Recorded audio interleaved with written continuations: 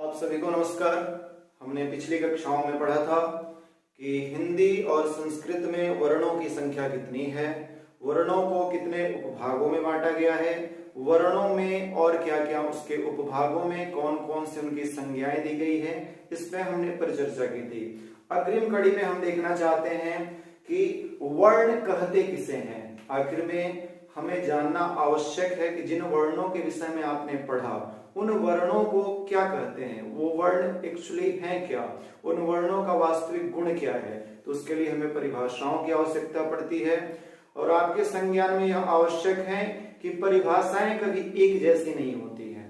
परिभाषाओं को व्यक्त करने का अपना अपना तरीका होता है। परिभाषा वह माध्यम है जिससे आप समझ पाए कि वह पर्टिकुलर शब्द कहना क्या चाहता है। आइए हम देखते हैं इस कड़ी में।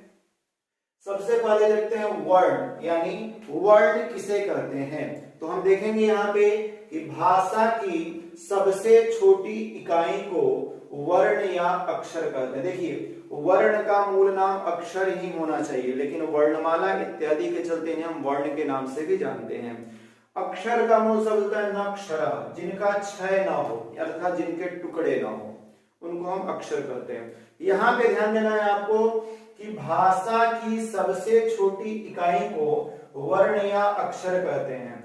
आप जो भाषा बोल रहे हैं, आप जिन भाषाओं में अपने विचार को आदान प्रदान कर रहे हैं, उसकी सबसे छोटी इकाई वही वर्ण या अक्षर कहलाती है। आप हिंदी भाषी हैं तो हिंदी भाषाओं में आपने हिंदी भाषा में जो 52 वर्ण पढ़े हैं, वही वर्ण क्या है, आपकी अभिव्यक्ति का माध्यम है, अर्थात आपकी भाषा की सबसे छोटी इकाई वही है। दूसरा यहाँ पे समझने वाला विषय है कि आखिर भाषा है क्या, भाषा क्या है। तो भाषा के विषय में कहा जाता है कि विचार विनिमय का माध्यम है। आपके मन में कोई बात है, मेरे मन में कोई बात है, उसके आदान प्रदान का जो माध्यम है, मैं अपनी बात आप तक पहुंचाऊं और आप अपनी बात मुझ तक पहुंचाएं। इन दोनों में जो कम्युनिकेशन है, जो सहसंबंध है, जो अपने विचारों का आदान प्रदान है, वो सिर्फ भाषा के माध्यम से हो सकता है। भाषा के बिना यह संभव नहीं है। तो पहले आपने समझा कि वर्ण यानी भाषा की सबसे छोटी इकाई को वर्ण या अक्षर कहते हैं। अग्रिम कड़ी में हम देखते हैं स्वर वर्ण।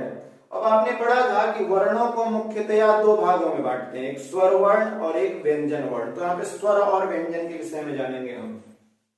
स्वर वर्ण कहते हैं वे वर्ण जो अपने आप में स्वतंत्र हो, अर्थात जिनके उच्चारण में, आगे देखिए, अर्थात जिनके उच्चारण में अन्य वर्णों का सहयोग न हो।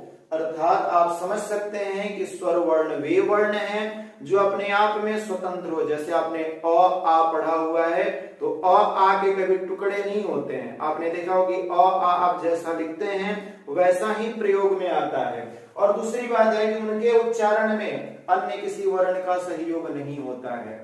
इसलिए जिन वर्णों का आप स्वतंत्र हो और जिनके उच्चारण में अन्य वर्णों का सहयोग नहीं हो, उन वर्णों को हम स्वर वर्ण कहते हैं। अग्रिम विभाग हमने देखा था कि वर्णों को अग्रिम विभाग जो था वो व्यंजन वर्ण का था। तो व्यंजन वर्ण किसे कहते हैं, वे वर्ण जिनके उच्चारण में स्वरों की सहायता हो। कौन से वर्ण हैं, वे वर्ण जिनके उच्चारण में स्वरों की सहायता हो, वे क्या कहलाते हैं, वे व्यंजन वर्ण कहलाते हैं। क्या कहलाते हैं, व्यंजन वर्ण कहलाते हैं। इसके एग्जाम्पल में आप देख सकते हैं स्वर वर्ण के, जैसे आप अ लिखें, आ लिखें, ई लिखें, ये संपूर्ण है, ये पूरे हैं, इसमें आपको कोई तोड़ नहीं करना है, कुछ नहीं करना है। लेकिन व्यंजन जब भी आप क लिखते हैं तो क में आपको क आधा होता है और उसमें अ मिला होता है। ये अ क्या है, ये अस्वर है। ये क क्या है, ये क व्यंजन है। तो इस क के उच्चारण में आपके अ जो स्वर वर्ण है उसकी सहायता ली जाती है।